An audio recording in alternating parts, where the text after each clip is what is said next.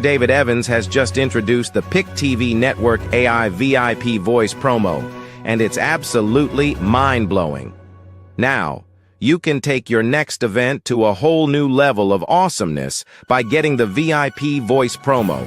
Imagine the possibilities. To learn more and seize this fantastic opportunity, give him a call at 240-423-9820.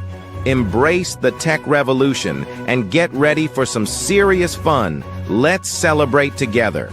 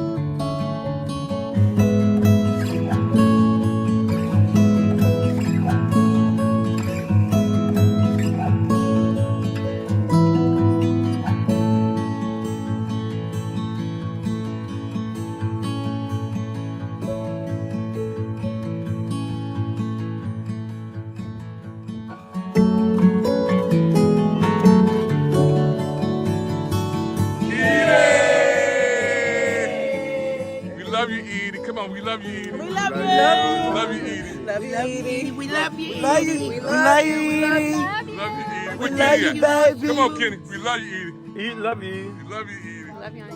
Love you, Aunt Edie. Love you, Aunt Edie. There you go. Edie shining that rainbow, you guys, in heaven. That's Edie shining the rainbow in heaven. I'm driving home, and now, oh man, this is it. That's my sister shining the rainbow. Shining bright. Yeah. That's it right there. That's it right there. That's Edie shining up in the above. It don't get no better than that. Go ahead, Edie. Yes, Lord. This is a special show we have on PIC TV Network. Want to say hello to everybody. Happy holidays, first of all. Blessings to everyone watching. This show is a special show talking about mental health is real. That was my sister Edie, who passed away going on 2 years now. And I love my sister. I miss my sister. I still think about her. Yeah, it's one of those things that when you have a person that you love and you never really get over it. You just deal with them being with God, and that's the blessing.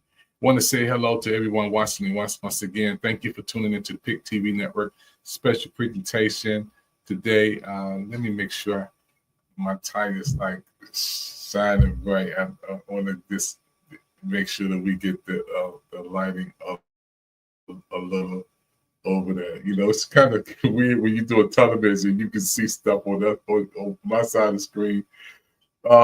Yeah, I want to thank God for my brother O, who's over there, brother O, from Chicago. He's going to help me on this show today. Mental health is real. Many of us who are watching right now, we have seen people who coming out of COVID that we lost, and friends and loved ones and family members, and you know, a whole bunch of people who still live in our heart, and some people really going through situations today who they've lost their job, government shutdown. There's a lot of things going on in our world today, and we just want to put out there today, get some help. You know, call somebody, check on somebody, find somebody to tell them that you're just thinking about them.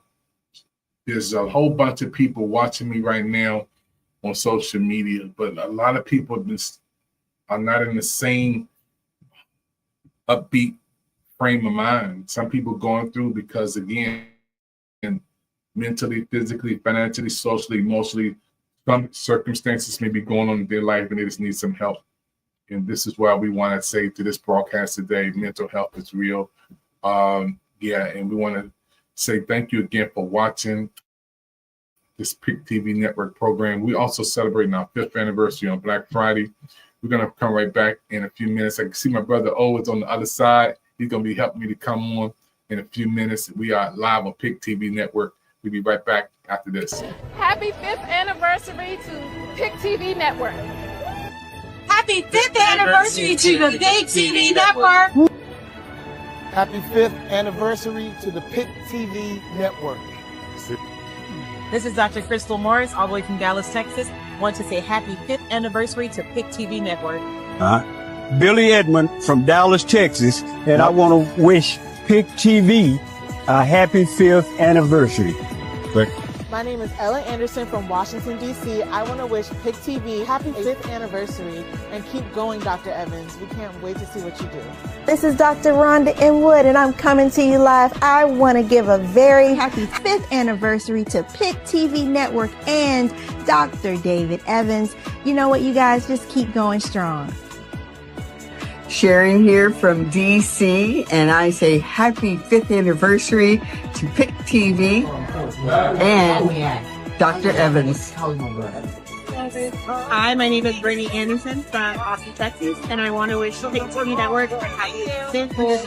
Happy holidays. This is Carolee Carrington from Northern Virginia, and I want to wish the PIC TV Network a happy 5th anniversary.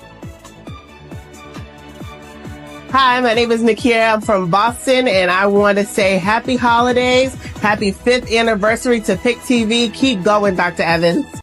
Take one. Happy 5th anniversary to the PIC TV Network. Hi, everybody. To the viewing audience, I'm so happy to see you. I just wanted to give a shout out to PIC TV. PIC TV. PIC. PIC TV Network.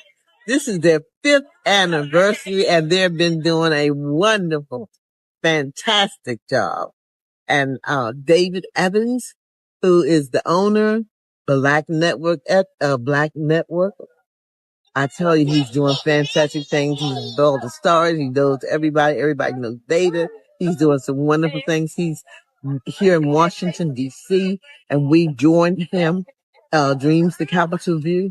We're working with him so you can actually see us on his network and his work on our network. And I just love PIC TV. So if you want to get in contact with PIC TV to put your work on TV, if you need to have anything videoed for your wedding, your anniversary, your birthday, your child being born, graduation, PIC TV will be able to do that. And if you want to do a shower, baby shower, or something at church where you're doing something special for your pastor or for the choir, or just be a part of PIC TV, let us know because they are doing wonderful jobs and they're just waiting on you to contact them. Just check the number at the bottom and the website and you'll see PIC TV. This is their 5th anniversary of PIC TV and they can be seen all over the world. Everybody, this is David Evans, your president of PIC TV Network. We're so happy to celebrate the 5th anniversary of PIC TV Network. It's the biggest night on television for PIC TV, and we're celebrating our 5th anniversary. Yes, 5 years we've come this far by grace. The first year we was trying to figure things out, how to work this PIC TV Network. The second year we were smoothing it out, how to smooth out our TV shows and programs. The third year we was trying to get people to come and support us. The 4th year we began to grow and expand even more, and now the 5th year is here. 5 years, that's the number of grace of the PIC TV Network. Want to give a shout out to all the managers who've been rocking and rolling with us for the 5 years, all the partners, all our fans, everybody. It's the biggest night on PIC TV Network history. It's our awards night. You watched us on Roku. You watched us on YouTube. You watched us on social media. You've seen our interviews. You've seen us working with the stars and the stars giving us a lot of love. You've seen us on the red carpet. You've seen us in California doing media movies. You've seen our TV shows, commercials, and programs. And now it's the 5th year of the PIC TV Network. Guess what? The big awards night. We're going to be awarding you on the other side of the screen. We got some new programs, some new shows. We cannot wait for you to join us on Black Friday, 8 p.m. Eastern Standard Time on the PIC TV Network. You are my special guest. Get ready to elevate your style with the exclusive PIC TV Network Studio Hat. Made for true TV enthusiasts like yourself, this limited edition hat is the perfect accessory to make you feel like a star. With one size fits all, you can rock this hat with confidence. Don't miss out on this opportunity to own a piece of the PIC TV network. Call 202-505-2837 or visit watchpictv.com to order yours today. Hurry, as these hats won't last long.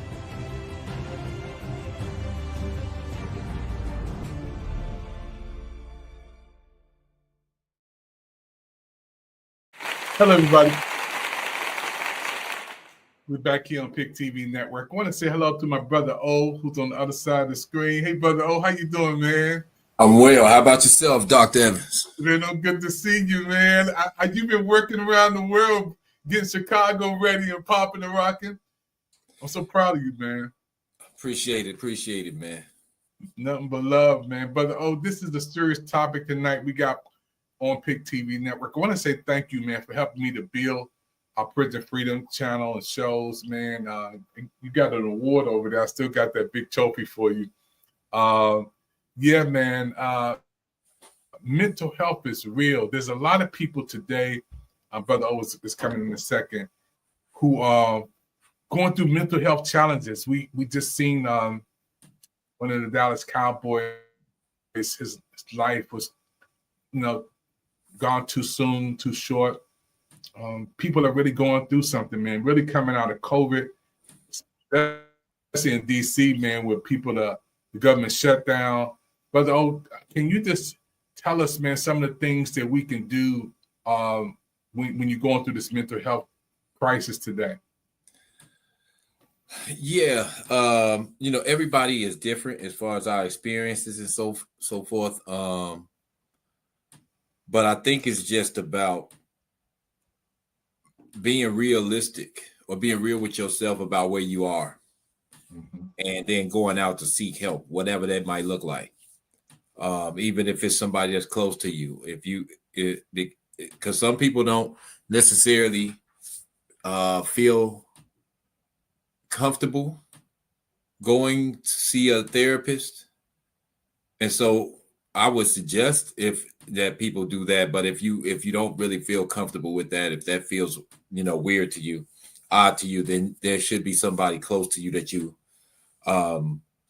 should reach out to and be able to confide in, at least, if nothing else. So like I would just advise people that if you to go out and seek therapy, but if you not comfortable with that, then who is that's close to you? A family member, a friend, maybe someone that you work with, a coworker that you can talk to.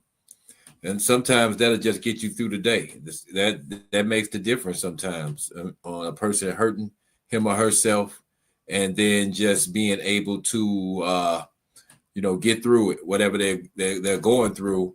And then once that storm has passed, then they're able to gather themselves and build on that and improve. But sometimes, you might be going through something and that crisis might feel like it's just so overwhelming that you act. And though in the heat of that moment, it could actually, be critical.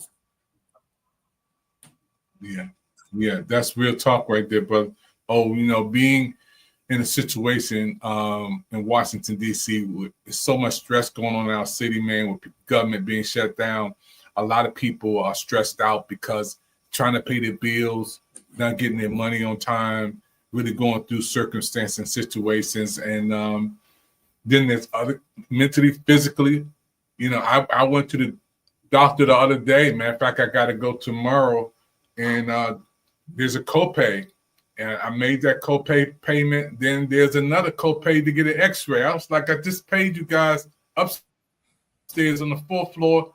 Now I got to pay again in the basement. And then you got to pay for the medicine. It's a lot going on, bro, in our world today, man. I'm going to put a number up here, a lifeline number that we have. But just to talk to somebody, that's what you said. I believe that communication is so important these days because we have the phones, we have the computers, but it's nothing like talking to a human being. We're human beings, not human things. And we can confide and talk to and just be real, man. That's one thing I miss about old school is that we had to meet and talk at Hot Shop, at the park. We had to have social without the media, without the pictures, without the music, without the videos. We had the social dialect going on, and we had to communicate. I miss that, man. But today, Brother O, we have access to so much that I think we get overloaded sometimes. And think about all the chats that the young people getting in school, and then they fighting over chat. You said that you don't like me, or you said you breaking up with me. You texted me about something. I mean, just one chat. How many young people who got in fights and out, even life ended because of a text message, bro? Yeah. So just recently we had a peace summit on social media and the impact it has on violence. We just had it like 2 weeks ago. And today, what social media does is it gives people attention or brings attention to them, right? Where people can focus on them, and people have got caught up in that because it's almost like they're pseudo celebrities. If I get a lot of people following me on social media, then what happens is they're watching my post, what I'm putting in the chats. They're paying attention to that because why else would you do that? I mean, like human beings have gossiped since the beginning of time, but I just saw this maybe about 2 hours ago, and there was a young woman, and she posted on Facebook. She posted on Facebook a conversation that she was having about someone else to this other person so that everybody could see it. And so the only reason why you would do that is because you want people to pay attention to you. You're trying to get people's attention. because that's something that should have been discussed between the parties involved. There's no reason for an entire social media to have screenshots of your conversation. And so what's happened with reality TV and social media is that it has, I guess it has moved people to want to be pseudo celebrities. Mm-hmm. Yeah. And that's the danger of it, bro. Oh, it's because, you know, people use this as a tool of stardom, man, and they would do anything to get somebody to like them, a chat, you know, a text message. And I think I grew up in the 60s, man.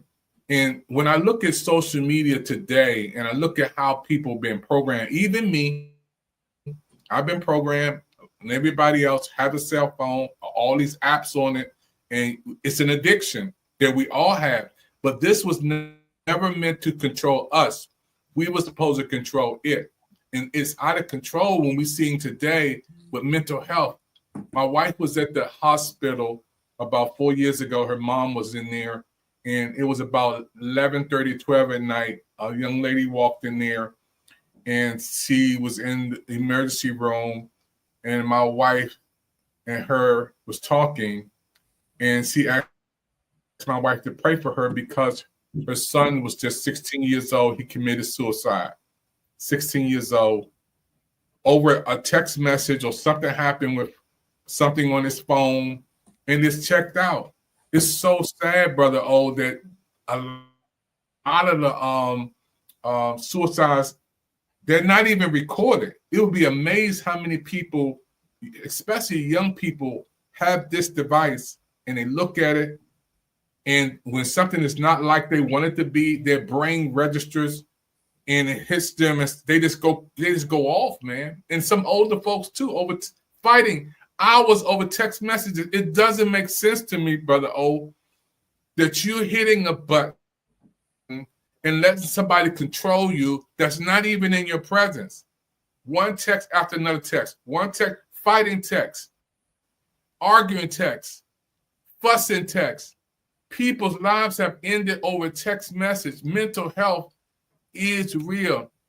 I had an interview with Taraji P. Henson, and I asked her a question, and I hopefully we can go back to that interview. And I said, Taraji, thank you for coming back home, Oxon Hill High School. And I said, what would you say to the young people today who may need to get a chance like you, a shot like you? And she said, I'm really hoping that they will really get their mental health under control and stop getting on all these social media platforms.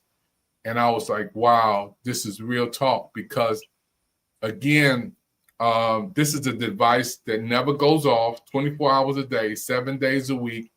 Everybody has one, including the homeless man who has nothing, to the highest person on the planet. Everybody has these cell phones, but the cell phone addiction, even I got a movie on that too, a short film for cell phone addiction. When it comes to mental health, Brother O, it's real today. It's a real thing. I mean, we just need to talk. We need to really, really communicate and just say, man, I'm going through something, man. I need you to pray with me. I just need to talk to somebody.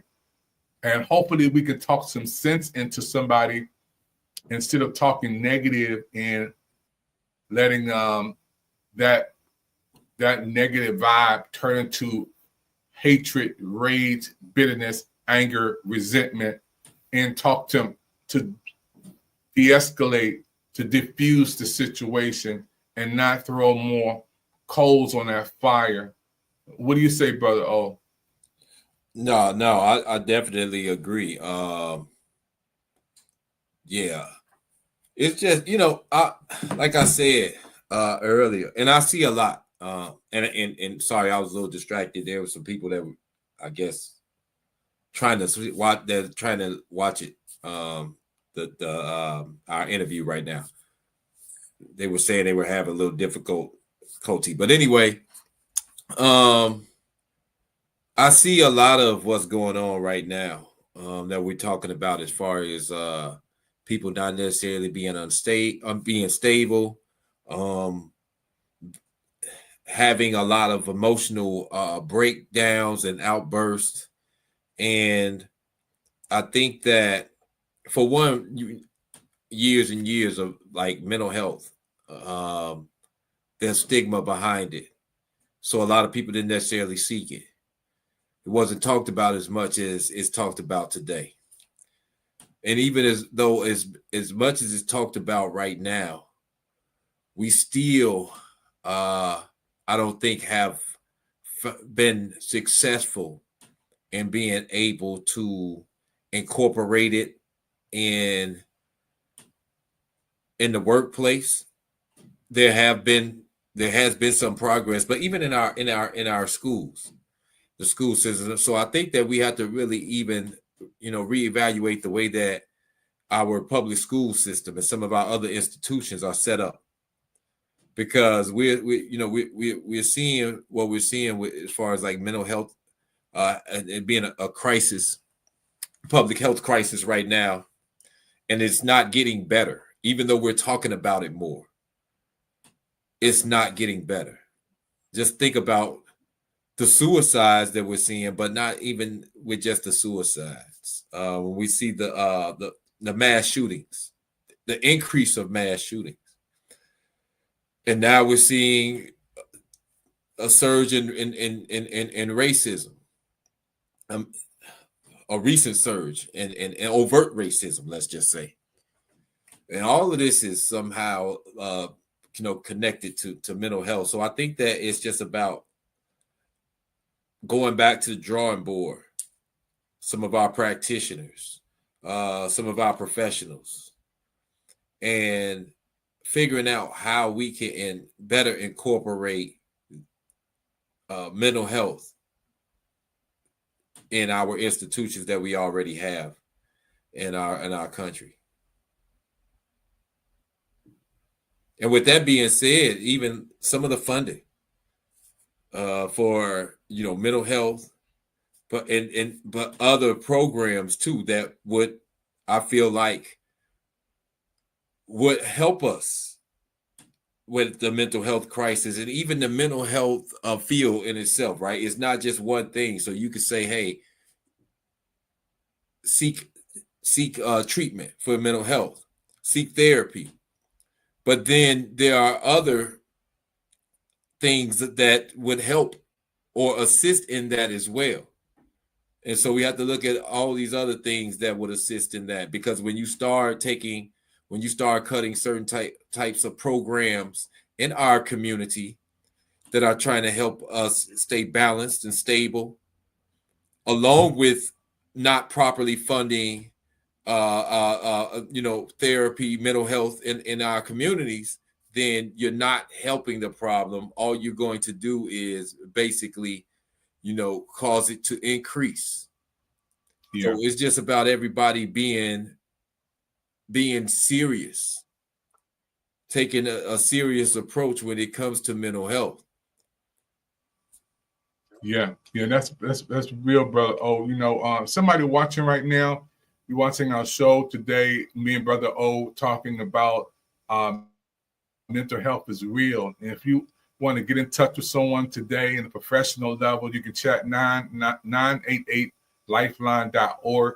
All of us were touched by the Dallas Cowboys. Marshawn Nealon, at 24 years old, passed away. His life was taken too short.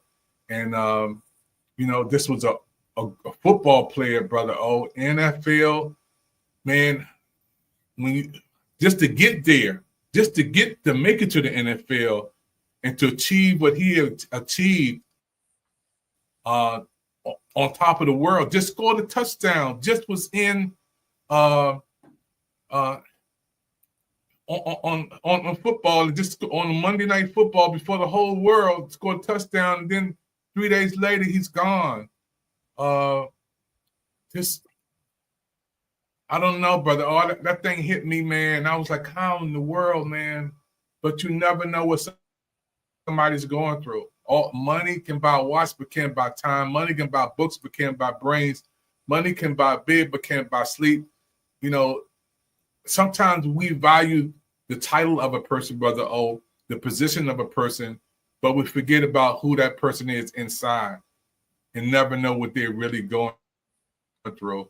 I want to say thank you to Lisa, who's watching right now. Lisa, I'm going to send you the audio line. You can call in. Lisa, you can call in on the audio line and talk to me and Brother O. Brother O, so you know, you live in Chicago, man. You know what's popping off in your city. But when you're talking about a sports player on that level and their life just ends in one night, what goes through your mind, Brother O? You know, I remember seeing some of the headlines about that. I just think about, you know, maybe, you know, his upbringing.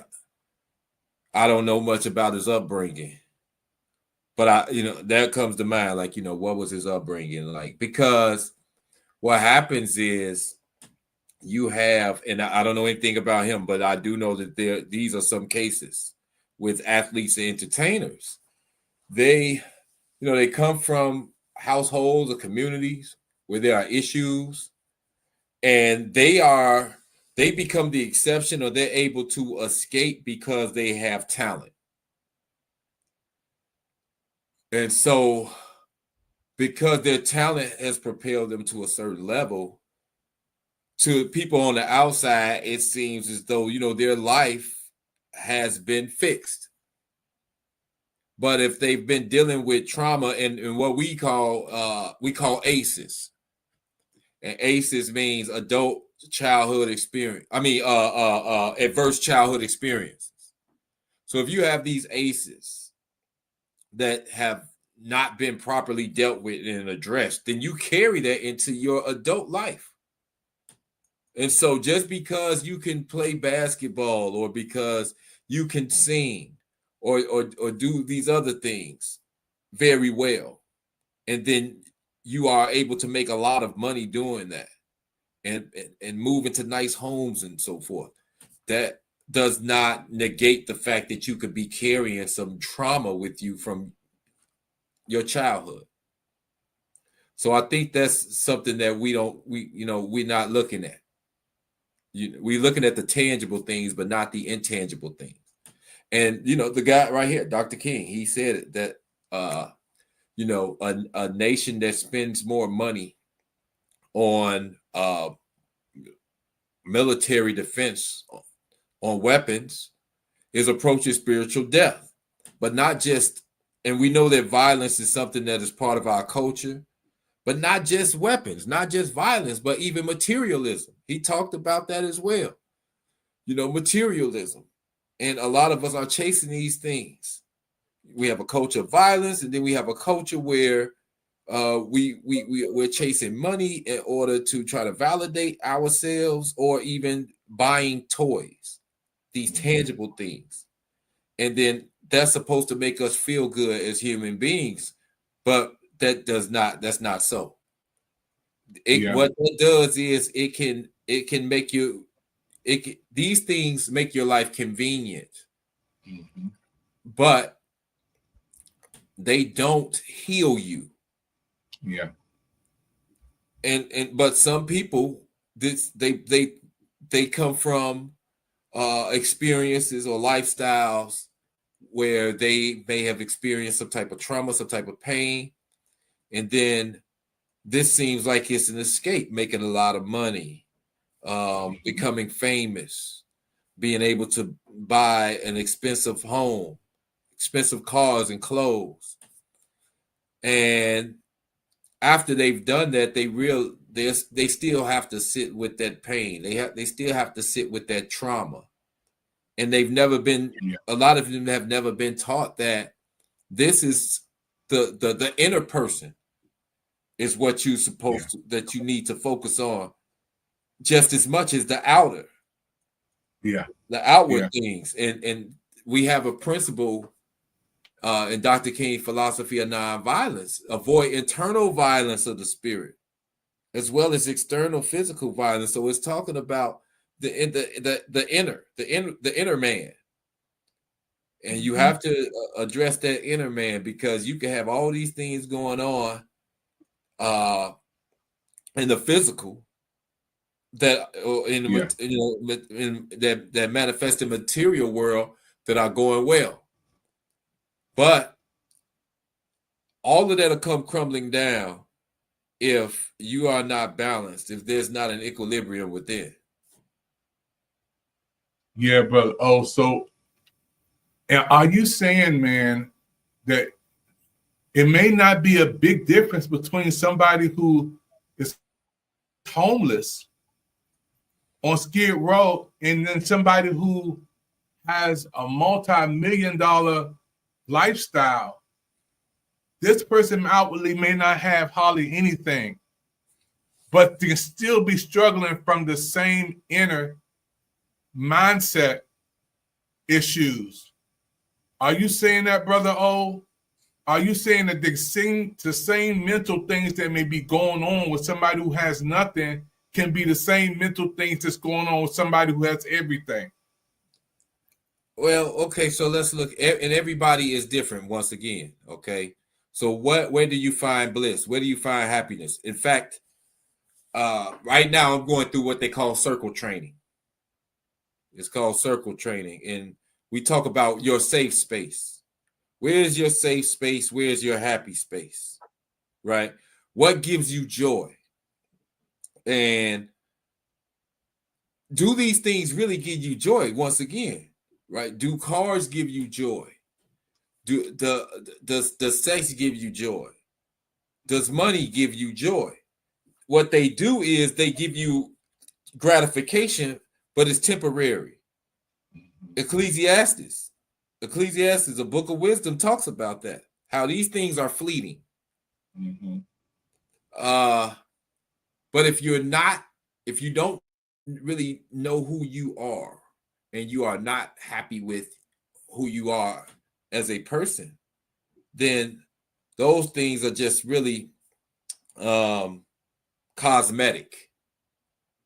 Yeah. So you can have a person, first of all, and I think that this is a mistake, that when we see someone who may be living in poverty, that we attribute that to them not being well. And for some people, that's the case, but not for everyone who's living in poverty. Not some people have just had some bad times, maybe made a few bad choices. But that doesn't mean that they're mentally unwell. Now, what can happen is that once you are homeless or you're living in poverty, what it could do is it could traumatize you, and it could start leading you in the direction. But we can't assume that everyone who is homeless or who is living in poverty has a mental health issue. That's right. Now, long term, it could lead to that, but we just can't assume that. Now, I think that let's take a person who's already struggling.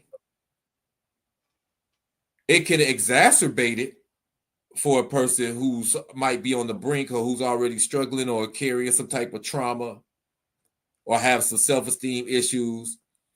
The lack of possessions, or even being in poverty or homeless, it can exacerbate what's already there. But that in itself doesn't necessarily correlate to having a mental health issue. Yeah. There are people in prison that they go through the trauma of being incarcerated, right? But that's anyone, because it's not normal. It's an abnormal condition for someone to be in bondage like that. But that doesn't mean that they are, mentally unstable because they're in prison. And you'll have someone out here who, they have access to just, all these things that are out here, and there's still something going on internally. So we just can't assume that, because all of us are different. Each human being is different. And what makes one person happy doesn't necessarily make the other person happy.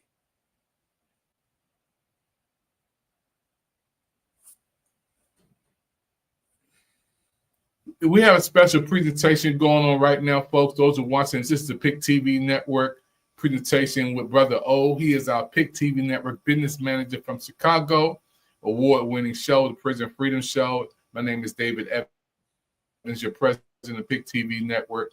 We decided to come on during the holidays and talk about this special mental health crisis that folks are going through today. We're going to take a commercial break. We see that Lisa is on the other end. And tell somebody, watch us right now. Turn us on. We're on Roku channel 1000 live. And we also on YouTube, PIC TV Spotlight. For those who are watching, you can call in on the audio line. Me and Brother O would love to hear from you, answer some of your questions. Maybe you're going through something, or maybe you want to give some advice out there. We have information. You can call into the studio line with us right now. And that number is 240-423-9820. You can call in on the audio line, hey, and just say hello or how you enjoying the show. I see Lisa is calling in. She's calling in on the commercial break. We're going to bring her back up. Yeah, so she's calling in right now. So we're happy for you. Right after our commercial break, call in and be a part of our conversation today. Mental health is real. We'll be right back after this commercial break. Don't touch that dial. My name is David Evans, president, PIC TV Network, along with my main man, Brother O. We'll be right back after this. Happy 5th anniversary to PIC TV Network. Happy 5th anniversary to the PIC TV Network. Happy 5th anniversary to the PIC TV Network. This is Dr. Crystal Morris, all the way from Dallas, Texas. Want to say happy 5th anniversary to PIC TV Network. Billy Edmond from Dallas, Texas, and I want to wish PIC TV a happy 5th anniversary. My name is Ella Anderson from Washington, D.C. I want to wish PIC TV happy 5th anniversary and keep going, Dr. Evans. We can't wait to see what you do. This is Dr. Rhonda Inwood, and I'm coming to you live. I want to give a very happy 5th anniversary to PIC TV Network and Dr. David Evans. You know what, you guys, just keep going strong. Sharon here from DC, and I say happy 5th anniversary to PIC TV and Dr. Evans. Hi, my name is Brittany Anderson from Austin, Texas, and I want to wish PIC TV Network a happy 5th. Happy holidays. This is Carolee Carrington from Northern Virginia, and I want to wish the PIC TV Network a happy 5th anniversary. Hi, my name is Nakia. I'm from Boston, and I want to say happy holidays, happy 5th anniversary to PIC TV. Keep going, Dr. Evans. Take one. Happy 5th anniversary to the PIC TV Network. Again, PIC TV is here. You know, how do you just enjoy this beautiful thing? People are coming out and celebrating. And how do you think PIC TV Network coming? Well, you know what? PIC TV Network, you are helping us to get the word out, because I know someone is going to hear about this information and come on out. And it takes, it's so hard to make sure that people are aware of everything. So I just want to really thank PIC TV Network for being here and spreading good things that are happening in our community. Wow, so many vendors are here. Thank you once again. You're so welcome. And that's the president of Doctors Hospital, folks, and that's the president. She works as in a big high position in the DMV over the hospitals here, and I had a chance to interview her. And as we on today, Lisa is on the other end. Hey, Lisa, how you doing? You on live with PIC TV? You got to say that one more time. We got you hooked up now. Go ahead, you can talk. We good. We good to have you on, me and Brother O. Happy holidays. So when we're talking about mental health and mental health is real, you said you just came out of a studying. Can you tell us about that? Yes, I actually was on Instagram, which was very rare for me, but I happened to get on there today to share a little video of mine, which includes one of my Christmas songs, because it was kind of blown up on Facebook, and I was like, Why is this blowing up? But anyway, I just said, let me share it on Instagram. So I did. And so while I shared it on Instagram, I just happened to click on this live, which I never do. But it said something about radio, and of course that captured my attention because, you know, I'm a singer, need songs to be played, et cetera, et cetera, et cetera. But anyway, so one conversation kind of led to many others. When I say many others, I mean many others because I think I probably initially got on with them maybe around 5 p.m. or so. So they've been going until like 8:15. But anyway, you know, they were doing music, they were doing interviews, etc., and they did end up playing 2 of my songs. Their last 30 minutes, they had a mental health segment. And wow. I got the link from you. I started to invite you on, but I was like, you probably busy doing what you get ready to do, and I knew that they were getting ready to end. But they were focusing on men's mental health. Mm-hmm. And it was pretty interesting. You know, my thoughts are, if you just have that one person, I just feel that if you have that one person that you can talk to that would just listen to you and not judge you, yeah, I really feel that there will be a lot of people still here on this earth if they had that. Yeah. So many people, they get fed up. And it's just like with anything else, actually, you know, when you're stressed or whatever, and you have a friend or family member, or whoever that person is that you can talk to, you feel better. Yeah. Overall. So I feel like it's the same thing with suicide and pretty much anything else. Yeah. And, you know, so they have a pastor who I think he's a mental health crisis counselor or something, and so they actually said what I had been saying and feeling for years. If we just had that one person, this one, so all it takes is one that you can confide in, one that you feel is gonna let you talk, not gonna judge you, etc., etc., etc., it would really make a difference. But some of the things that they did say from a man's perspective is that, you know, boys are taught from a very young age, don't cry. Mm-hmm. Keep it bottled up inside. Yeah. And hold on. And hold on for 1 second, because I want to ask you a question when we come back, Lisa, because your father passed away, and we talked before, and then you talked after, because you're our business manager. And I want you to give a word of encouragement to some people out there who this is their first holiday season without their loved one. It's tough. When my sister Edie passed away last week, my son came from California on Christmas morning. When he came down the steps, everybody happy. I started crying. I just broke down. This is my first year without my sister Edie. And he hugged me, Stephen hugged me. It's going to be all right, Dad. And I want you to talk about that, Lisa, because again, me and you talked before your father passed away, and we talked after he's passed away. And are you still dealing with that level of grief? We'll talk in a minute after, in a second. Don't go nowhere, Lisa. Stay on. But that was amazing what Lisa just said, man. Find somebody to talk to. And I'm hoping that somebody watching this show, this is more than a television show. You know, we're on Roku. We're on all over the world. I want to thank everybody for watching. But this show is so different, brother. It's just a different show, man. We talk about mental health, brother. Come on, give me some more of your comments on what was stated, brother. Yeah, that as far as like when, you know, with men and how traditionally men, boys, males, whatever, you know, you want to term you want to use, how we've been, you know, taught to deal with mental health. And when you look at how we are even taught to express ourselves, like when we're angry or when we're sad, and it's expected for us to express ourselves in a certain manner, and if we don't, then we're criticized for that, and that's unfair because all of us are individuals. We all have our individual experiences that we have, our issues or whatever.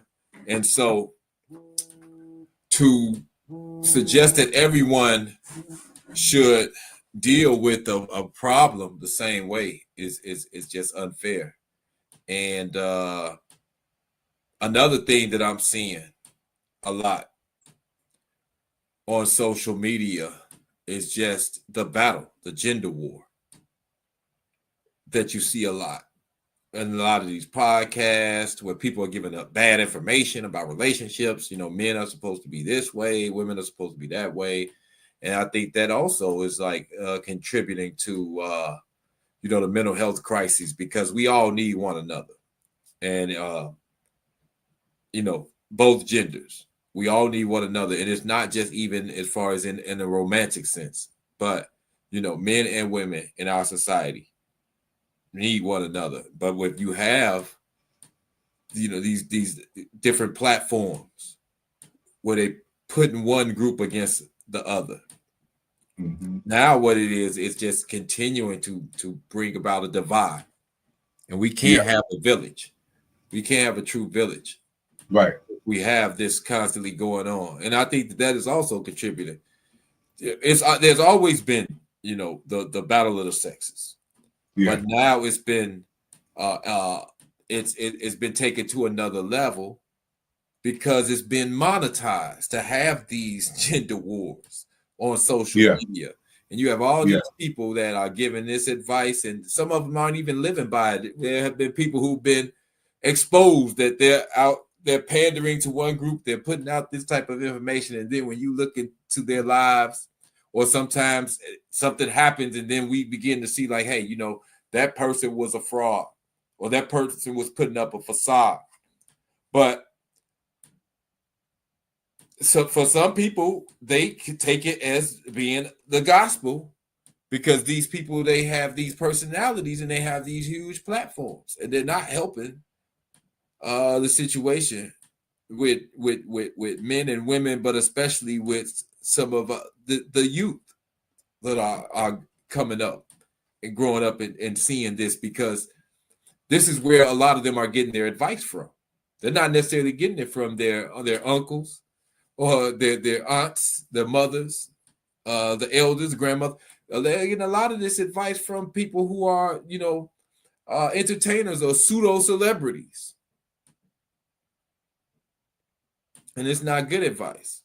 Yeah, you're right, brother. It's a lot of people getting a mixed message today, because we living in the world today where, again, people are controlled by a text message, a phone call, anything like that.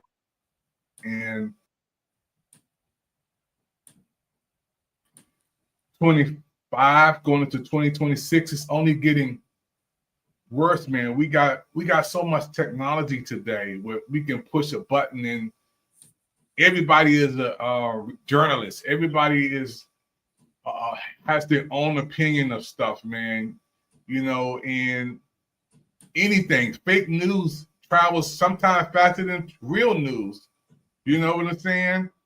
And people can blog stuff, man. We got ChatGPT, we got AI, we got so much stuff out here today, man, that you don't know what's real versus fake. I'm going to bring Lisa back in for a minute. Lisa, thank you for coming on, first of all. Thank you for being one of the best singers out here for PIC TV. Great singer. And what you do is amazing.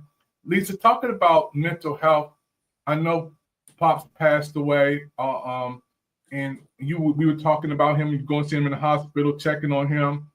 And then when he passed away, I know you went through a whole lot of grieving. And can you talk to our audience today, Lisa? Because this is the first year that a lot of people are dealing with loss of a loved one, especially during the holiday season. And how you doing before and after now, Lisa? Well, honestly, Dr. Evans, when you first said it, when you said you wanted to get me to talk about my experience with my father, I kind of tightened up, because honestly, it's been rough. That's real. That's real talk. Honestly, I continue to find grief classes. Wow. I just came out of a grief class about 2 weeks ago. And the earlier part of the year, I was in a 3-month grief class that it did help me in some capacity. But my father and I, we were very close. And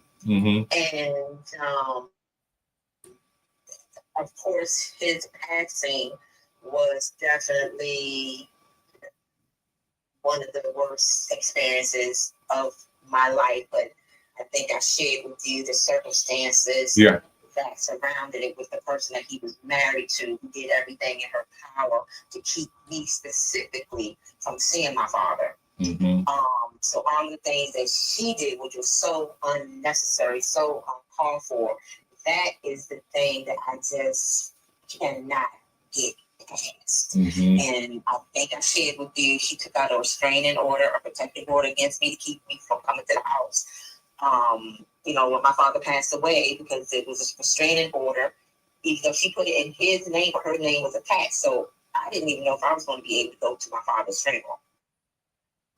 Wow. Because when there's a restraining order, I believe you're not supposed to be within 500 feet or something like that. So a lot of my trauma comes from what was done. Of course, I'm saddened and devastated by his passing away, but what she did just took it to an entirely different level. So I can't even think of my father without thoughts of her appearing in my head. So I don't know how to separate the two. I think if I could separate the two, I would be doing much better, but I can't. So right now, I cannot separate the two. So and that's real, Lisa, because to be able to talk about something which is so personal, and I want to thank you for coming on PIC TV Network. And we talked about this being my manager before, and going to see your dad, checking your dad when he passed away. But there's somebody, Lisa, who beyond you, they want to check out. They wanted to give up on life. What do you say to that person, Lisa, on their worst day going through? So he had some situation with a family member.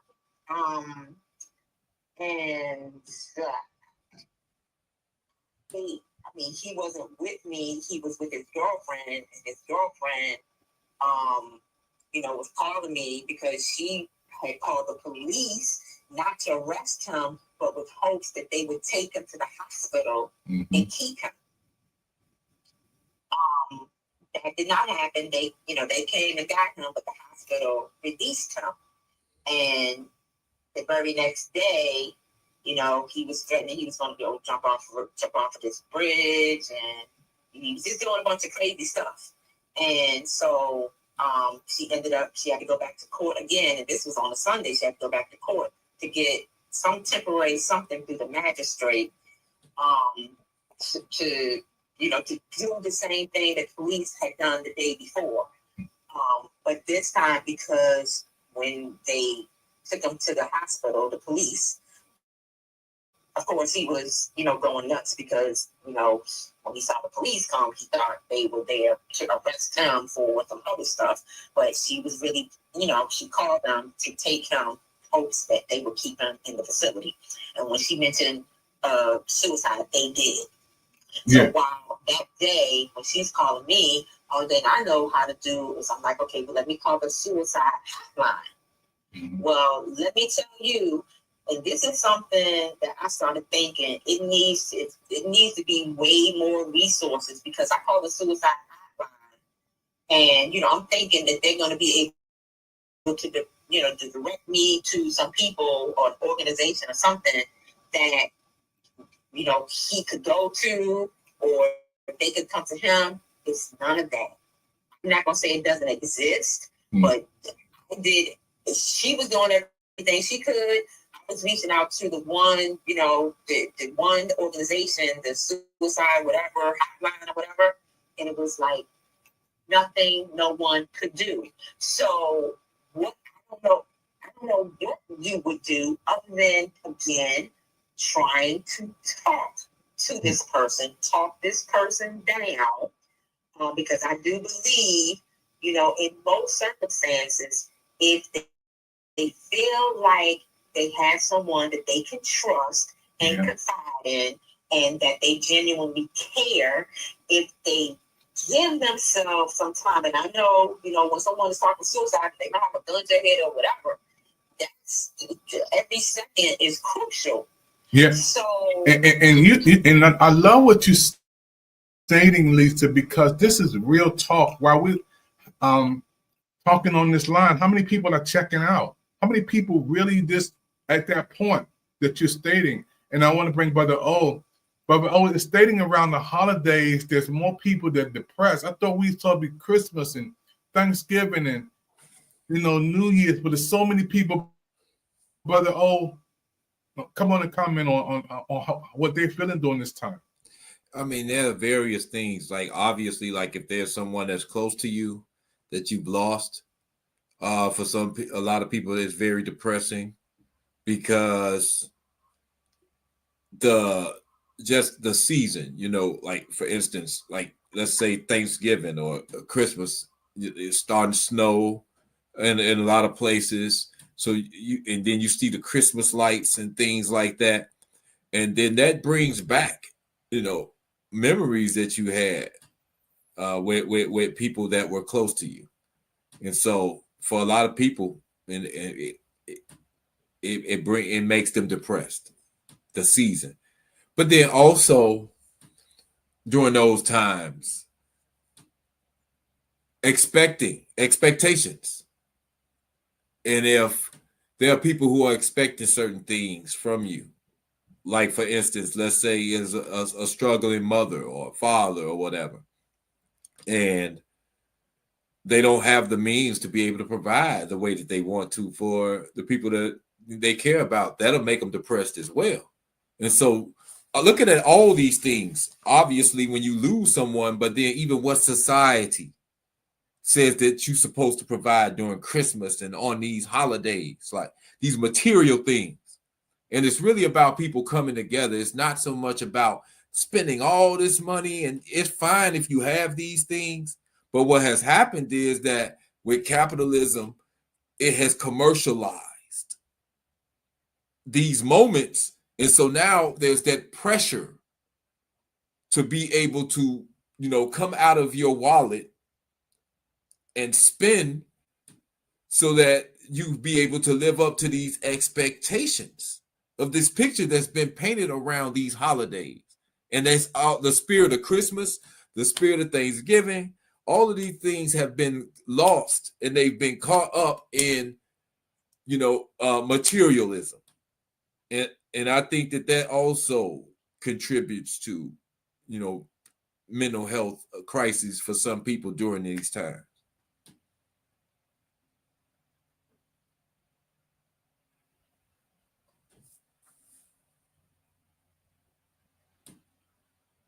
They can't hear you, Dr. Evans. I was still muted. Yeah. I was talking to an 18-year-old. Thank you, Brother O. I was talking to a young brother today, and he has a 18-month-old daughter.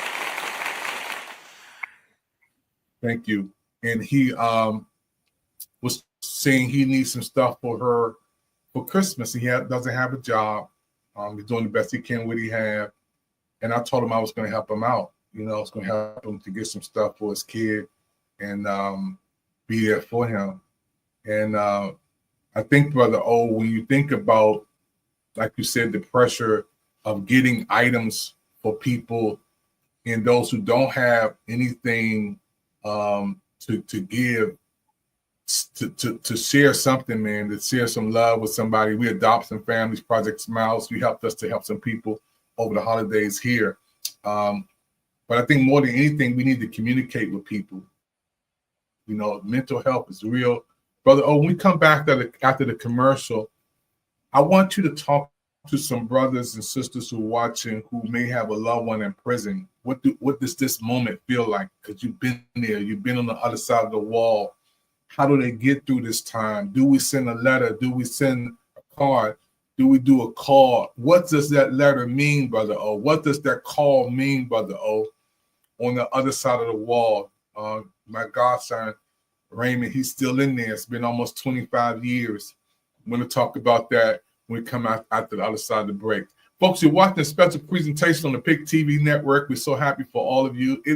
Talking about today on this subject, mental health is real. I'm so happy to have my PIC TV network business manager with me, Brother O from Chicago.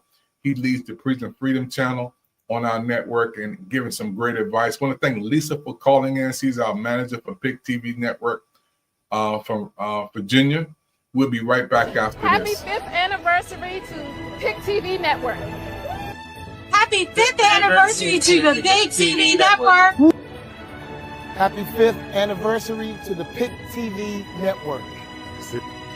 This is Dr. Crystal Morris, all the way from Dallas, Texas. Want to say happy 5th anniversary to PIC TV Network. Billy Edmond from Dallas, Texas, and I want to wish PIC TV a happy 5th anniversary. My name is Ella Anderson from Washington, D.C. I want to wish PIC TV happy 5th anniversary and keep going, Dr. Evans. We can't wait to see what you do.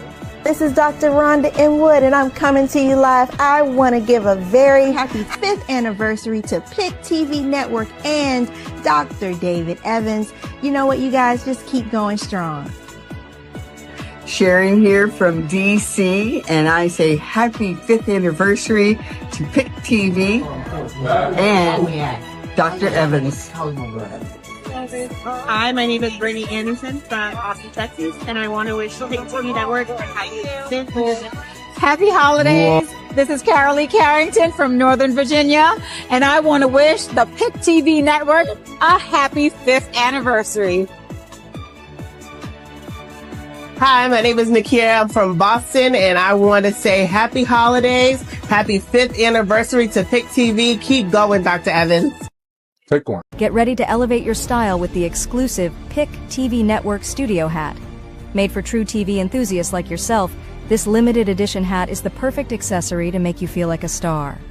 With one size fits all, you can rock this hat with confidence. Don't miss out on this opportunity to own a piece of the PIC TV Network. Call 202-505-2837 or visit watchpictv.com to order yours today. Hurry, as these hats won't last long. And just to walk, just to see Taraji walk by and be like everyday people, man. Everyday people. We had a chance to interview her at Oxtail High School, and yeah, she's one of the best. Matter of fact, she's gonna walk by here in a minute. She may photobomb me. Can you imagine if Taraji come and just get into the to the video? The greatest person in the world. The greatest. The greatest. Love you. That's Taraji. Since you just moved right. I told you she was gonna come right by. And yeah, she just said thank you, man. That was just like a wonderful moment.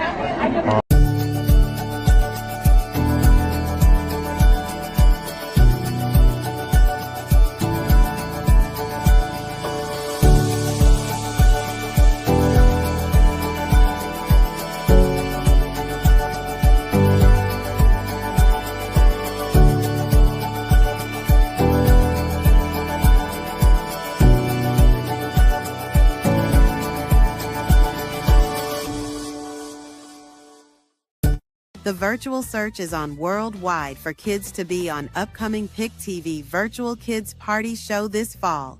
We're searching for talented kids aged 3 to 15 to be a part of the virtual fun. If your kids are ready to shine on screen, give our PIC TV media team a call today at 240-423-9820 and let's create some virtual fun with kids together. Get ready for an incredible mix of dancing, music, games, and educational experiences that will fill your kids with excitement and joy. It's going to be a new season show with Kids for Kids and by kids on the PIC TV network. Dr. David Evans, President.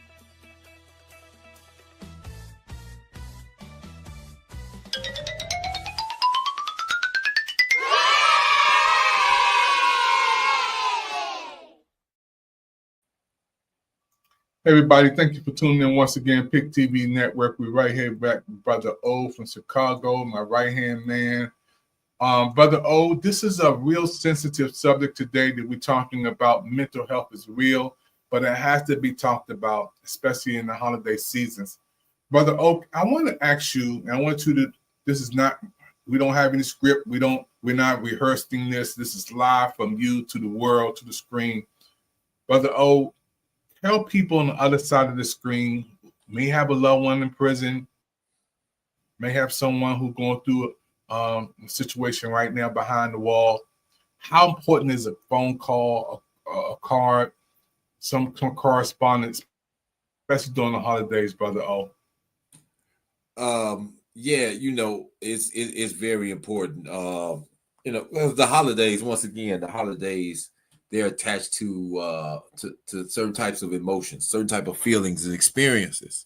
And so when they're in there and they're deprived, it's very easy for someone to become depressed. So reaching out to them, and the Bible, and I'm not, I don't adhere to Christianity or any particular religion, but there are some truths in there, and it talks about people who are homeless. It talks about helping people, caring about people who are in prison for a reason, because those are the people who are downcast or downtrodden, and so it understands that when people are in captivity and when they're separated from their loved ones, that's when they are really sometimes at their weakest point, and that they need that support. I was just on the phone literally yesterday. Someone called me from the prison that I was locked up with him. He called me yesterday, and we were just talking about the conditions of the prison.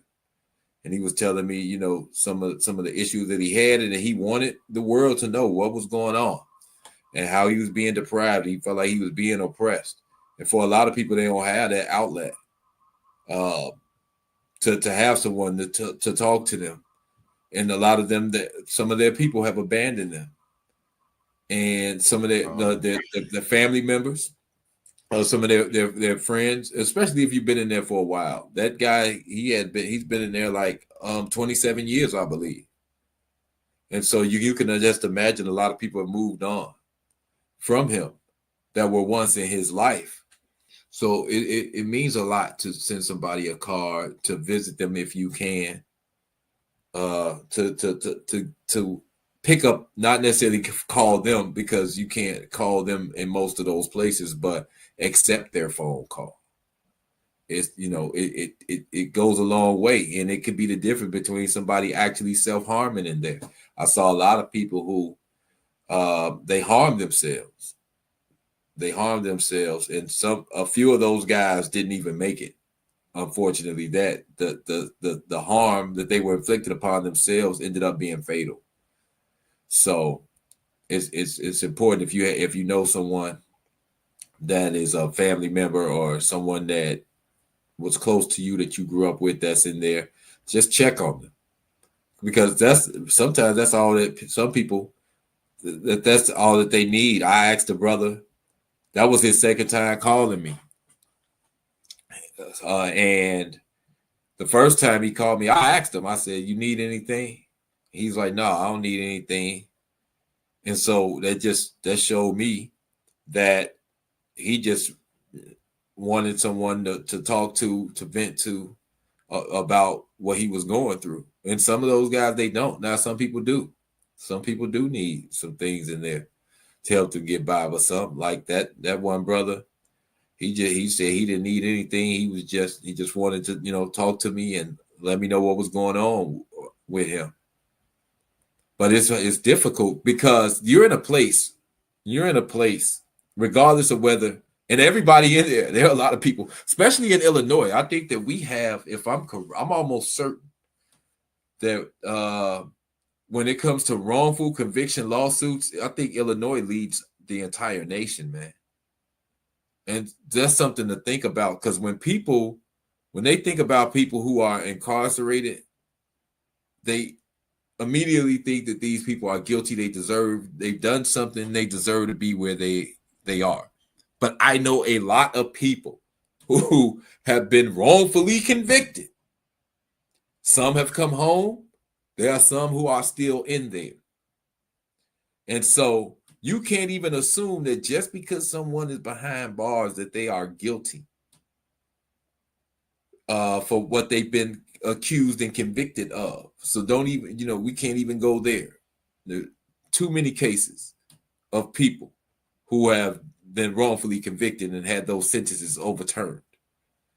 So don't even go in there with that mindset, because it's easy to just look at someone, even look them up and say, oh, well, that person is locked up for such and such. And that's not always the case. That's number one. And then secondly, just do unto others as you would want them to, to do unto you. And so if you were in that situation, having compassion, having empathy, if you were in a situation like that, would you want someone to, reach out and extend a hand to you? Yeah. And if you would, then just do that, regardless of, not judging or condemning them. They've already been judged by someone. And so they're there for that penalty, whether they did it or not. Someone else did that. It's not about you judging them. It's just about looking at a person who is in need, just like you would look at a person that's homeless, just like you would look at a person who is lacking food, clothing. Same thing with a person that is in bondage, in captivity. Yeah. But that was amazing, man. I want to give you 5-star. 5-star love, man. I have watched you build PIC TV Network, man, the Prison Freedom Show, from ground zero, from the first show to almost 50 shows. And now I see you independently doing programs and going poets, events, man, and interviewing people. We just talked today. You said you're going to bring somebody on. He's running for a position. Can you talk about that for a second? That we're going to bring him on. Yeah. So definitely, State Representative LaShawn Ford, and we had him on. We had him on a couple years ago. It may have been almost 3 years now. Time. And so I'm hoping that he'll come on and talk about his current campaign. Right now, he's running for Congress. So hopefully he'll come on. And he's been a wonderful supporter since we're talking about people who are incarcerated. He's been a wonderful advocate for people who are incarcerated and for returning citizens. As a matter of fact, July 3rd in Illinois, July 3rd is Independence Day for returning citizens in this state. And he is responsible for actually getting that as acknowledged as an official day for people who have a criminal background. And this Saturday, we're going to have an expungement workshop. We're going to have an expungement workshop November 15th. And he's going to be his sponsoring that. So I'll be a part of that. And my role, my contribution to that is basically just going through the history of how Black folk have been criminalized because of their color, basically, and how systemic racism has led to the criminalization of Black folk going down through with certain type of laws and codes that they had, and then through mass incarceration, And now even with what we call collateral consequences that contribute to what we call social disabilities for people who have a criminal background. So that'll be my contribution, because violence isn't just something that's physical. It's something that causes suffering or harm upon a person or a group of people. And when you have created conditions and you even created laws and passed legislation that criminalize a certain group of people, then that is a form of violence. And so that's my portion. That's my contribution to that expungement workshop that we're having. And then also there's a group here in Illinois, organization called Impermanent Punishment. And they'll be talking about their victory, how they've just been able to be. What they've just done is, and right now I got a whole lot going on, so pardon me, everyone.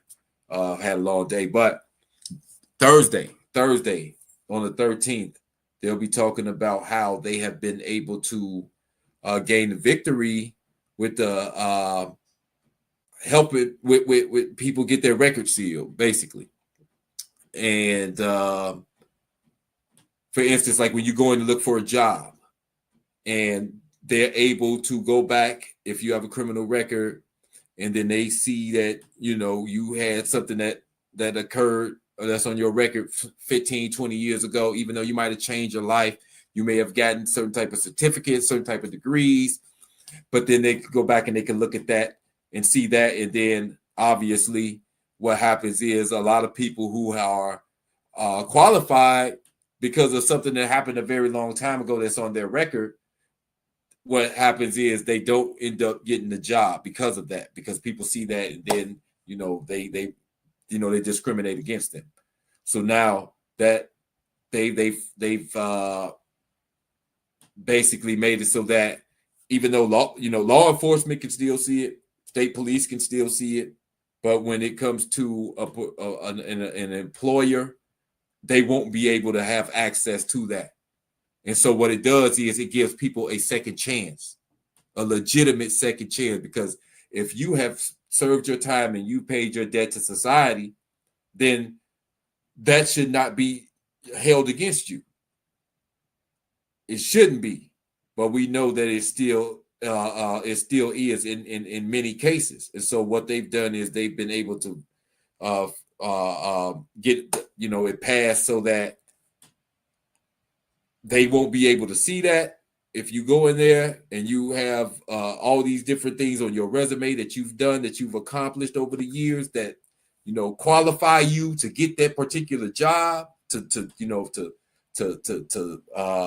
carry out that duty, then that won't even be part of the equation when they are assessing whether you should get the job or not. And they call impermanent punishment. Information you sharing is amazing, man.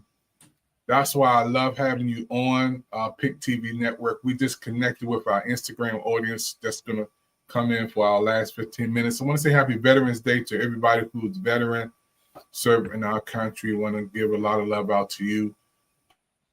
Again, PIC TV Network is a television network on Roku. We're celebrating our 5th anniversary on November the 28th, which everybody says Black Friday. I'm trying to get out of that Black Friday title. I'm just want to say the 28th is PIC TV Network's 5th anniversary, 8 p.m. Eastern Standard Time. I want you to join us. I want you to comment. You can comment. You can look at this replay of this show too. It was amazing. We had Lisa to call in. She's a superstar singer. She's also with our network with a business manager. We want to give a lot of love out to everybody watching right now. It's the holiday season. Brother O from Chicago has been on with me. Those are watching on PIC TV on our Instagram, thank you for popping in. You can leave your comments on the bottom.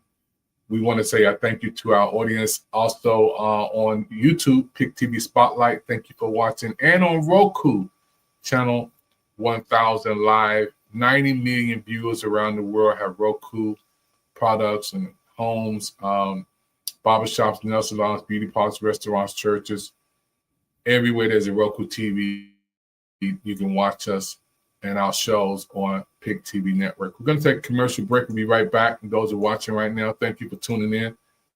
I know you've been blessed by this information we're sharing today. Mental health is real, and we have to talk about this. We'll be right back after this brief commercial. Get ready to elevate your style with the exclusive PIC TV Network studio hat. Made for true TV enthusiasts like yourself, this limited edition hat is the perfect accessory to make you feel like a star. With one size fits all, you can rock this hat with confidence. Don't miss out on this opportunity to own a piece of the PIC TV network. Call 202-505-2837 or visit watchpictv.com to order yours today. Hurry, as these hats won't last long. Happy 5th anniversary to PIC TV Network. Happy 5th anniversary to the PIC TV Network. Happy 5th anniversary to the PIC TV Network. This is Dr. Crystal Morris, all the way from Dallas, Texas. Want to say happy 5th anniversary to PIC TV Network. Billy Edmond from Dallas, Texas, and I want to wish PIC TV a happy 5th anniversary. My name is Ella Anderson from Washington, D.C. I want to wish PIC TV happy 5th anniversary and keep going, Dr. Evans. We can't wait to see what you do. This is Dr. Rhonda Inwood, and I'm coming to you live. I want to give a very happy 5th anniversary to PIC TV Network and Dr. David Evans. You know what, you guys? Just keep going strong. Sharon here from DC, and I say happy 5th anniversary to PIC TV and Dr. Evans. Hi, my name is Brittany Anderson from Austin, Texas, and I want to wish PIC TV Network Happy holidays. This is Carolee Carrington from Northern Virginia, and I want to wish the PIC TV Network a happy 5th anniversary. Hi, my name is Nakia. I'm from Boston, and I want to say happy holidays, happy 5th anniversary to PIC TV. Keep going, Dr. Evans. Take one. Happy 5th anniversary to the PIC TV Network. Hi, everybody. Again, PIC TV is here. You know, how do you just enjoy this beautiful thing? People are coming out and celebrating. And how do you think PIC TV Network coming? Well, you know what? PIC TV Network, you are helping us to get the word out, because I know someone is going to hear about this information and come on out. And it takes, it's so hard to make sure that people are aware of everything. So I just want to really thank PIC TV Network for being here and spreading good things that are happening in our community. Wow, so many vendors are here. Thank you once again. You're so welcome. Her star power, her platform. Rap to you real quick. And what she means to the culture. I want to enjoy the luxury of like not knowing each other for real. I'm just proud of her for what she's doing. Hold up. How's everybody doing this morning? We're good. That was not as enthusiastic as they're going with me. Alright. Wait, listen to the enthusiasm they did with me. Absolutely. Thank you so much. Man, while they PIC TV Network, brother, talk to us about how the young people, man, who are trying to figure life out. What would your advice be to them, and putting the work in or, just trying to figure life out? I'm going to say patience. Wow. I think there's a lot of generational gaps. What's up, Matt? There's a lot of generational gaps, with, millennials and Gen Z and Gen Alpha, because, a lot of these guys, Zoomers, what they call them, they're not going to understand certain things the way we understood them. What millennials are in a place of social media, internet actually came while we were in our formative years. That's right. And social media came at the beginning of our adult years. Yeah. So we know how to interact with real people, and we know certain things can trigger us.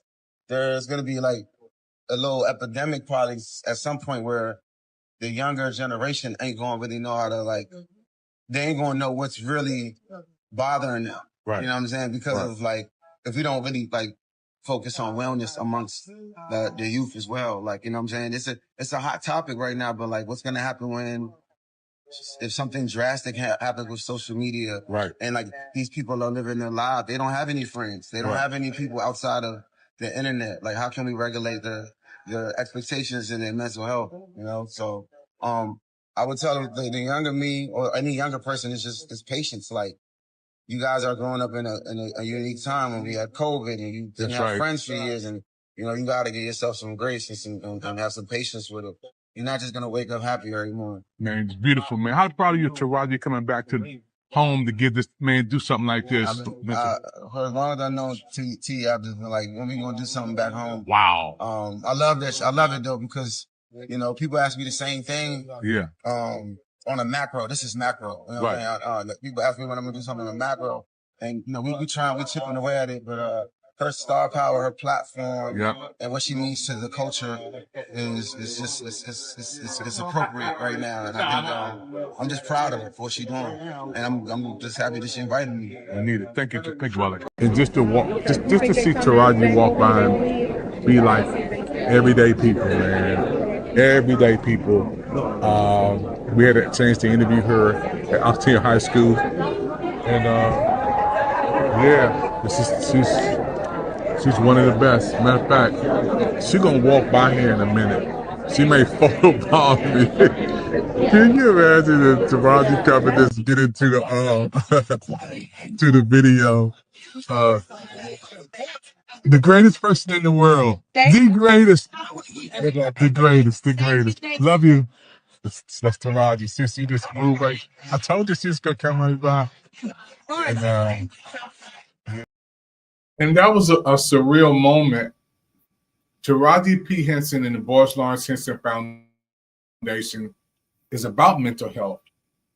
And it really helped me to understand that people really need to talk to some folks. People need to reach out and check on each other. If you ever have a chance to attend the Boris Lawrence Henson Foundation, it's like going to an expo. You have wonderful singers there. You have people who wear massage. You can get a haircut. A lot of stuff is free. Taraji bring business owners and people together.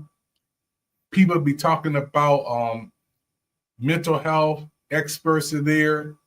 It's amazing. And this was an event that took place at the National Harbor. She shut that down where I live, right around the corner. Amazing. Then we interviewed Taraji at the Octavia High School. She came back home right around the corner, and I had a chance to interview her, and to be a part of the Boris Lawrence Henson Foundation was amazing.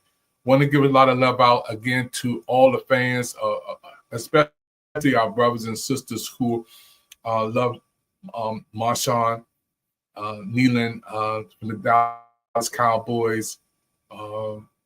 Life ended too soon. Want to pray for their family and his loved ones there. And mental health is real. That's why we're having this show today. It is real. We need to talk to folks, especially around the holidays. People going through crisis with the government shut down, losing jobs, behind on bills, trying to make ends meet. I brought Brother O on from Chicago. Before we close this show, everybody can look at the repeat over on YouTube, PIC TV Spotlight. Go over there and watch the repeat. You'll see us talking about some serious subject.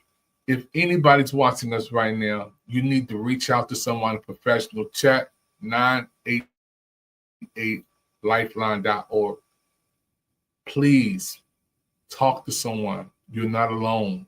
Don't try to hold the world on your shoulder. You may be going through something mentally, physically, financially, socially, emotionally. You're not by yourself. Also, PIC TV Network. Our network is on Roku. You can watch us 24 hours a day. Our fitness channel, our movie channel, our music channel, our PIC TV Network Gospel Life channel. Get some inspiration. You can see our live channel, channel 1000 live. We have multiple channels on Roku. You can watch us free, doesn't cost a dime. And we out here for you. I'm going to bring Brother O in for our closing remarks, brother. Oh, I love you, man. First of all, and so happy, man, that you decided to come on with the president again. Yeah, man. This is definitely my pleasure, man. You know, we've been doing this for about 3 years almost now, right? So yeah, kind of got my brain get a little foggy because I'm kind of tired. I had a long day. I went through a long training, but clean slate. That's what it's called. So it's called Illinois Clean Slate Act. And what that does is it's once it goes into effect, it will automatically seal a person's records from people who are trying to hire them from an employer. Now, law enforcement, you know, they would still be able to have access to it. But like if a person were to go and try and apply for a job or position or whatever, it would seal it. Now, there are some exclusions, certain type of violent offenses, things like that it would not seal. But in DUIs, sex offenses, things like that. But everybody else, nonviolent offenses, people who deserve a second chance to be able to prove themselves and to change their lives, once that goes into effect, it'll automatically seal their record. So it's called the Illinois Clean Slate Act. And when we're talking about mental health, for some people who have made some mistakes, some people who want to change their lives, that does something to you when you might have made a mistake. You made the wrong choices, and then you go to prison, you serve your time. Society, it tells you that you serve your time, you pay your debt, and you can come out and change your life. And then when you get out, they're still holding that against you. Those barriers, that does something to you. It's for a person's mental health. And so what that does is it gives people a second chance, and but what it also does is it raises those people's spirits. Mm-hmm. Now I'm given another chance at life, and people what they're doing is they're looking at who I am as a person and what I have accomplished and how I've turned my life around, instead of looking at something that I might have done 20, 25, 30 years ago and still judging me based on that. And there are a lot of people that I know that were 16, 17, well, not 16, 17, but 18, 19, 20 years old. And when they committed an offense, they served their time, and now they're 40 years old and they're still being judged based on a decision that they made at such a young age. And science has shown that your brain hasn't fully matured, developed until you're around 25 years old.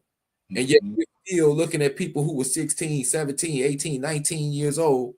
And when they're 40 years old, we're judging them based on decisions. Now, not saying that people shouldn't be held accountable, but if these people have already been held accountable and they paid their debt, why should they continue to have to suffer because of that? So when we talk about mental health in that aspect, the Illinois Clean Slate Act, what that does is it changes the game for a lot of people who really have, who want to make a difference, who want to change their life, who want to contribute to their family, who want to contribute to their community. And now what that does is it removes the barriers so that they can do so. Man, I'm so proud of you. And for those who don't know, Brother O, he is over our Prison Freedoms TV show. He has over 50 shows, award-winning shows. You can see it on PIC TV Network. And Brother O was in prison, and when he came out, he decided to ask me, can I take over the Prison Freedom channel shows? I said yes. He brought on the Jerusalem Gangster. He brought on so many people been in prison, coming out of prison, productive in society. Himself, he's a worker. He has done so many programs. And what I love about you, Brother, you didn't forget the brothers in there, man. You don't know how my heart felt when you said you just talked to a brother yesterday who's still in there, man. And for him to hear your voice on the other side of the wall, how that made him feel. And for those who just popped in on Instagram, Brother O, tell people, man, the holiday season, what that phone call, what does that card mean? Maybe you haven't talked to them in 4 or 5 months or this year. What does that letter mean, Brother O? I see it all the time. You know, I used to see the visits when guys get a visit, even when it's not the holiday, but especially the holidays, right? When they get that visit, they try to, look as clean as they possibly can. We didn't have irons or anything, but they have a way to, get their clothes looking nice and things like that, where they're looking very presentable. It lifts their spirits. It lifts their spirits. Phone calls. I've seen that change a person's day.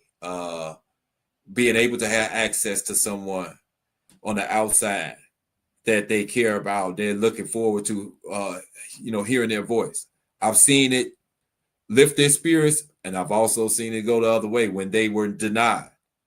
When something happened and the officer would not allow them to use the phone, and they really wanted to hear someone's voice. And then I saw it go the other way, where they became very depressed, angry. I even saw it turn to violence, unfortunately. So a phone call, a visit, and even something like a letter, we think because we don't write. Most of us out here, right? We get mail, but it's like, what are we getting? We're getting bills or something like that. Somebody trying to sell us something, and then we read it, look at it real quick, and if it's not, a bill or something like that, then we just go, discard it. But so we don't really think much about letters, but in there, it's the world to a lot of people. It's the world to a lot of people, and so we're out here, and even myself. Now that I'm out and I'm busy, I don't write a lot. But when the brothers, if they do call me, like the brother that called me, I'll pick up. I don't have a problem with picking up. And now they've made it, at least in Illinois, because all prisons aren't the same, but they've made it more convenient for them to be able to use the phone and use tablets and things like that. So picking up the phone when they're calling, and if they're in a place where you can write them a letter or even send them an email, because even though in prison, the Department of Corrections, they're slow as far as technology is concerned, but they're evolving still. And so now they're able to get like emails and things like that on the tablet. So just sending them, sending out something to them, hit them in their DM or send them an email or something like that. And just to let them know that you acknowledge that they exist. Yeah. Yeah. And when we come back on the next show, Brother O, we're going to talk about, the holidays for people in poverty, man. I went to Skid Row for the first time in my life, and I never seen nothing like this. I thought I was in a third world country, Brother O, when I went on Skid Row and seen, over 40, 50 blocks of just people homeless, man. And I know it's in Chicago, it's in Washington, D.C., but what does a meal mean to these folks? A pair of gloves, and it get cold in Chicago, Brother O. It get real cold, man. And then you have some folks that can't fit in the shelter, Brother O, and they just toughing it out on the street, man. You work for the shelter. Right. So that was my first job. That was my first real job. When we began our first shows, I was working at the shelter. They call it Transitional Living Center, but it was basically a shelter, right? And so, yeah, I know what that's like for people that were calling, trying to get in. And still, even now, there are some people that I know that they asked me to try to help them find housing, which is a difficult thing. because it's all in the same network, really. When you're talking about people who do reentry work, community violence intervention work, and people dealing with the homeless and people living in poverty, all of these things are really, they're interconnected. Yeah. And so it's not like they're not really, you can't work in silos when you're talking about trying to build a beloved community and say, oh, we're just going to address mental health. And it's unfortunate with what is going on with our government right now. But this is not really new as far as trying to say that, one particular issue is greater than the other. Mm-hmm. And I've been in places where people were talking about the lack of funding for, let's say, the homeless, and then I would hear a politician say, or an older person say, well, mental health and community violence intervention, a lot of the funding is going there. Therefore, we can't help you with the housing situation when it comes to the homeless. Yeah. I've seen that. And so what they're doing is they're putting this group or these groups against that group, the other group, and you can't separate them. Why? Because if I am homeless, then I am vulnerable and have a high chance of being exposed to violence. We here in Chicago last year on our train, we got our trains are like basically the different lines. We use colors. On the blue line, there were people that were sleeping on the train. And someone came in and shot 4 people, murdered 4 people on the train. Wow. They were doing nothing, minding their own business. They were sleeping on the train.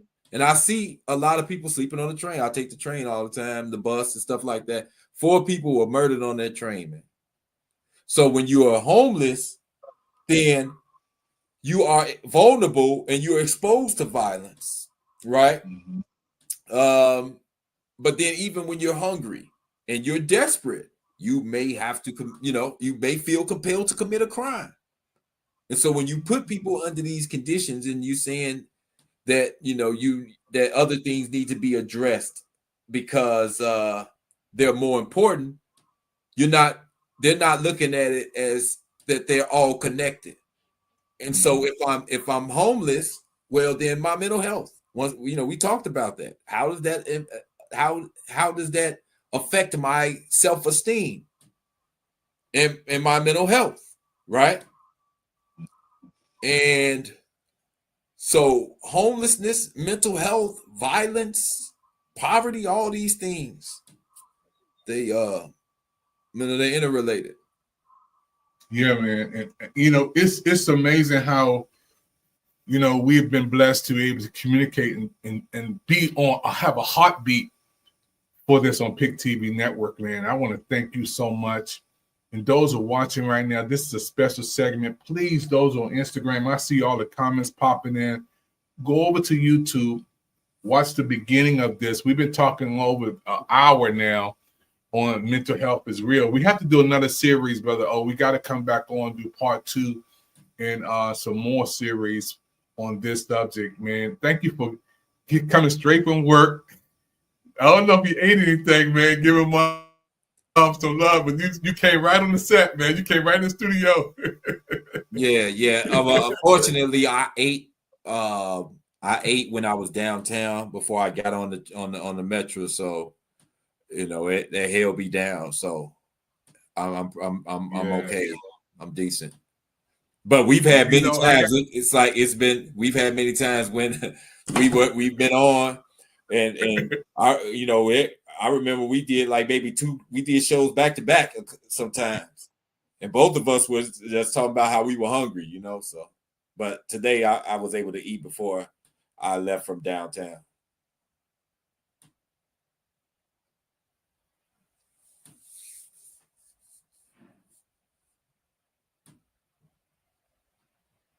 whole world to know, man. I still got your award right here, man. This thing is still sitting here. Prison Freedom. Let me let you see that. Those are looking out there. You see, Brother O, the Prison Freedom Award. This brother has been working with us, man, and doing it big, man. I want to say thank you. I got to come to Chicago and put this in your hand. We get some Chicago pizza. So when you take me to the pizza place, I want to put this in your hand. I want to say thank you, man, so much. I love you, man. I be watching you on you Instagram. Here, you on every place in Chicago, y'all. Y'all need to follow him. Follow my brother, Brother O. Man, he's out there.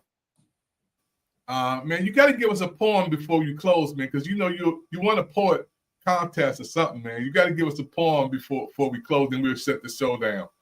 Come on, Brother O. Okay, so since we talk about mental health, and this book here actually is called "You Are Not Alone." I worked on this book. I contributed to this book. I believe it's like 8 poems. This is one of the first places where I was published, so it's only fitting since we're talking about mental health. Let me see if I can find a poem because most of these poems are about mental health. Wow. Hey, you got so we can get that book, man. That's a good gift right there, Brother O. Yeah. This was about so we wanted to talk about the youth who deal with mental health and self-esteem, and that's why it's called "You Are Not Alone." Triumph over tribulations. So they asked me to go ahead and to write to some of the stories that were in the book, and so that's my contribution to it. And I want to, so here's one. I'll just read this one. It's called Sound Decisions. Okay. My friend, even though you are not alone, there will be times when you must stand on your own. The way of the world is not always right. Often it's cruel and bleak, and you must look toward the light. That light which will guide you is the mind's eye. For with the wings of intellect your spirit shall fly to places great and magical above the crowds, lifting you up to mountaintops, even above the clouds. Soaring out into space only if you believe. Looking at all the things that humanity's genius has achieved. For vast are the wonders that the mind can conceive. In the oceans of imagination, the places where our fancies weave. Dreams beyond measure, surpassing time. Dreams hidden locked in the doors of our wisdom that we have to find. For every one of us has the master's mind, and that master is servant to no one else. But to become that master, we each must possess a profound love for and genuine knowledge of self.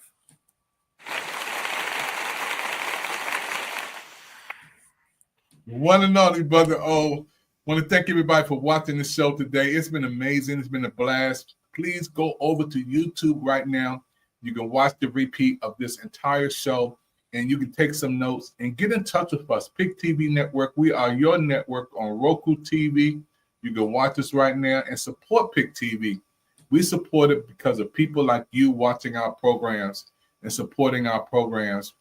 And because of people like you, we can do another show like this.